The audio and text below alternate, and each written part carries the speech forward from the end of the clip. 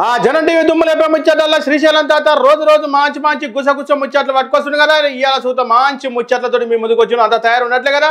ఇక ముచ్చట్లకి పోతే అదేనుల్లా మంచి మహనీయులయ్యి మనము ఊళ్ళల్లో విగ్రహాలు పెట్టుకొని కొలుస్తుంటాం.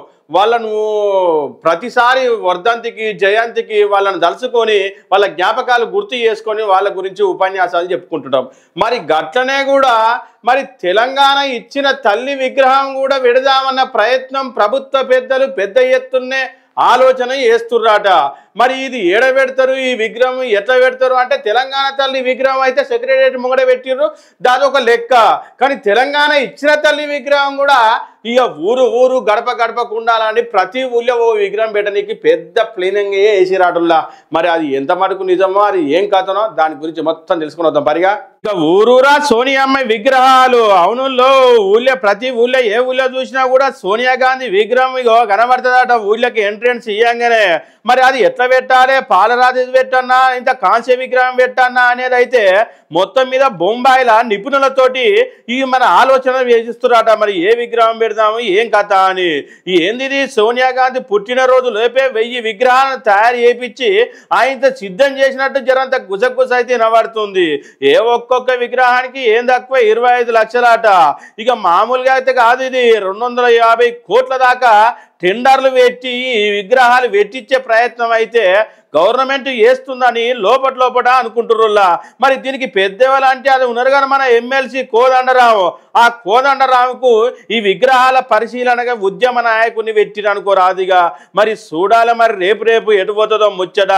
డిసెంబర్ 9 తారీఖు సోనియా గాంధీకి తెలంగాణ ప్రకటించిన ముచ్చట తెలిసిందే కదా. మరి అదే రోజు నుంచి సురువు చేయాలని ప్రభుత్వ పెద్దలు అయితే ఆలోచన మొదలు పెట్టిరట. మరి ఓకేనా ఇక అందరూ ముచ్చట చూడుర్రి. మరి రేపు ఏం చేస్తారు ఏం కథ. ఏం ముచ్చట్లో ఏం కథను. అరే ఇవి ఇనసొంపుగా కాలేవు, మరి చెప్పంపున కాలేవు. ఈ చెప్పుదునా వద్దునా అన్నట్టే ఉన్నాయి. ఘోరంగా ఉన్నాయి అనుకోరాదు. అసలు కాలం ఎటు పోతుంది ఏం కథ. ఈ ఫోన్ మొదల పడి ఆగమైపోతున్నారని కొంతమంది అనుకుర్రు. ఈ ఫోన్లు ఏ వాటికనే కథలు పడుకుంటా ఈ గ్రామం ఆ గ్రామం స్నాపు గీపు అనుకుంటా ఇగో అడ్డమైన వాళ్ళను మెయింటైన్ చేసి ఇంటి వాళ్ళను వదిలిపెడుతుర్రాట. అరే ఏం కథ ఇది. ఏడ చూసినా గిదే ముచ్చట. రోజుకొక వార్తనైతే వైరల్ అవుతుంది అనుకోరాదు. ఇగో అట్లనే ఇవాళ సూత ఒక వార్త పట్టుకొచ్చిన.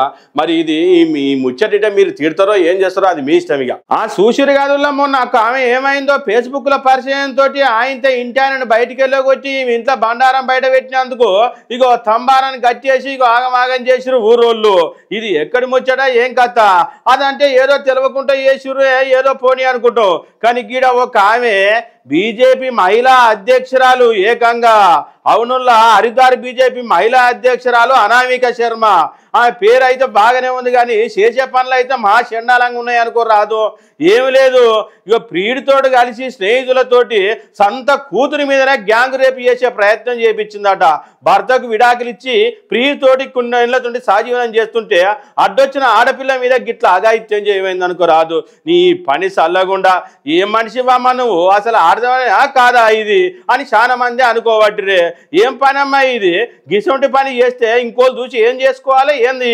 మరి నువ్వు చేసే పని ఏమో మహిళా అధ్యక్షురాలివి, 10 మందికి బుద్ధి చెప్పేది పోయి నీ ఇంట్లోనే గిసొంటి పని చేస్తే జనాలు ఏమనుకుంటారో అని జర్రంతనన్న ఆలోచన ఉండన్నా వద్దా అమ్మా.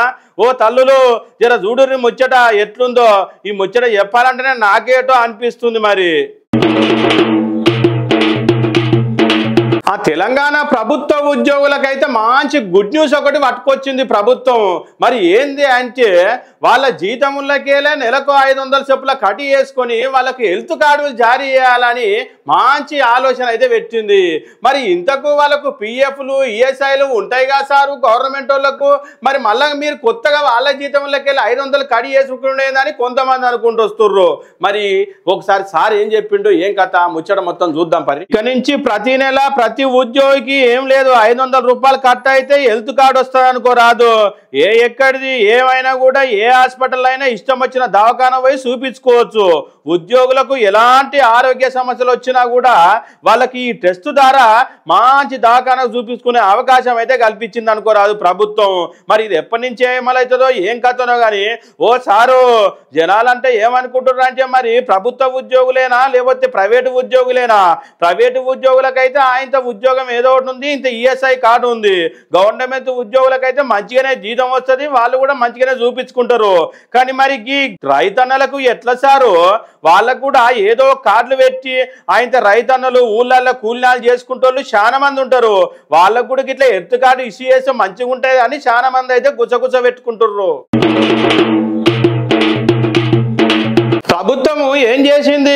ఇగో ఒక్కసారే 3 నెలల బియ్యం ఒక్కసారే ఇస్తున్నా అని చెప్పింది. మరి సన్న బియ్యం ఇస్తున్నాం, 3 నెలలకు ఒక్కసారే ఇస్తున్నాం, నెలకి ఇచ్చుడు జరంత ఇబ్బంది అవుతుంది, మరి గోదాములలో నిల్వకాడ ఇబ్బంది అవుతుంది అని ఏదో ముచ్చట చెప్పి 3 నెలలకు బియ్యం అడ్డగట్టిరు అనుకోరాదు. మరి 3 నెలలకు ఇచ్చే బియ్యం కాడ చాలా తిప్పలు అవుతుందట. మరి ఏడ తిప్పలు అవుతుంది, అసలు అవస్థలు ఏడొస్తున్నాయి, ఏం కథ? ఈ లోపం ఎవరిది? ఒక్కసారి చూసేద్దాం పరి. ప్రభుత్వం సన్న బియ్యం ఇచ్చి చాలా మంచి పని చేసింది. అట్లనే కొత్త రేషన్ కార్డు డబ్బుని ఇస్తే మంచిదని చాలా మంది అయితే అనుకుంటుర్రు. అట్లనే పోతే మరి ఈ రేషన్ బియ్యం 3 నెలలకు ఒక్కసారి ఇచ్చుడు కాడ చాలా తిప్పలైందన్నట్టుగా సార్లు. మరి ఏమిట్ల కాడ తిప్పలవుతుంది, ఏం కథ? ఒక్కొక్క దానికి ఒక్కొక్కసారి ముద్ర వేయాలన్నట, ఒక్కొక్క దానికి మళ్ళా ఒక్కొక్కసారి ఏదో బ్లూటూత్ ఏదో కనెక్షన్ ఉందట. గట్ల తిప్పలవుతుందట. మరి మంచిగా అరుచుకున్నాకనే ఈ పథకం పెడితే అయిపోగా సారు. అగో ఈ అవ్వ చూసినవా ఏకంగా రాత్రిపూట వచ్చి ఆడ కూర్చుంది. ఇక ఒక అవనైతే ఇంత సర్ది కట్టుకునే కూర్చుంది అనుకోరాదు. ఇగో గిడ సంచులు చూస్తున్నా ఏ సూతిగా పెట్టిర్రో. అరే చాలా తిప్పట్నే ఉన్నట్టుందిగా రేషన్ కార్డు ఇచ్చకాడ. మరి ఇది ఎవరి మిస్టేక్ కావచ్చు, ఏమైతుంది అసలు? ఓ సార్లు జరో పక్క ఇటు కన్నే ఇర్రి. మరి పాదలకు చేసుకుంటే బతికేటోళ్ళు ఈడ లైన్ కడితే వాళ్ళకెట్ వెళ్తారు సారు. మీరు ఇచ్చే సన్న బియ్యం మంచిదే, సూపర్ ఉందని అంటుర్రు. కాకపోతే గీడ లైన్ కట్టి తీసుకపోవడే చాలా ఇబ్బంది అవుతుందని చాలా మంది అనుకుంటూ వస్తుర్రు.